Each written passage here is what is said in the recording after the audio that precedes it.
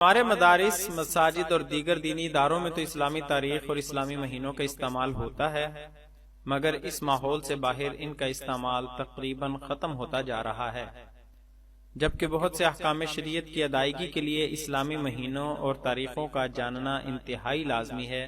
مثال کے طور پر روزہ اور حج جیسی فرض عبادات کو بھی اسلامی مہینوں کی تاریخ کے حساب سے ہی سر انجام دیا جاتا ہے۔ اگر تاریخ وغیرہ کا ہی نہ پتہ ہو تو ادائیگی بھی صحیح طریقے سے نہ ہو سکے گی۔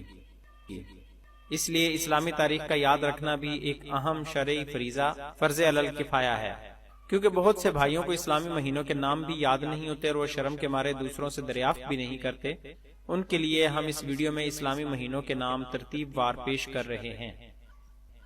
انگریزی مہینوں کی طرح اسلامی مہینوں کی تعداد بھی 12 ہی ہے، البتہ ایک اسلامی سال میں دنوں کی تعداد 365 کی بجائے تقریباً 354 ہوتی ہے، اور ہر مہینہ کم از کم 29 یا پھر 30 روز پر مشتمل ہو سکتا ہے۔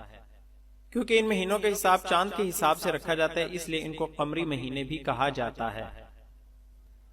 اگرچہ ان قمری مہینوں کا استعمال اسلام سے پہلے بھی رائج تھا، لیکن اسلامی لحاظ سے ان کا حساب کتاب حضرت محمد صلی اللہ علیہ وآلہ وسلم کی ہجرت کو بنیاد بنا کر نئے سرے سے شروع کیا گیا، اس لیے انہیں ہجری مہینے یا ہجری کیلنڈر بھی کہا جاتا ہے۔ آئیے اب ترتیب وار ان مہینوں کے ناموں پر نظر ڈالتے ہیں۔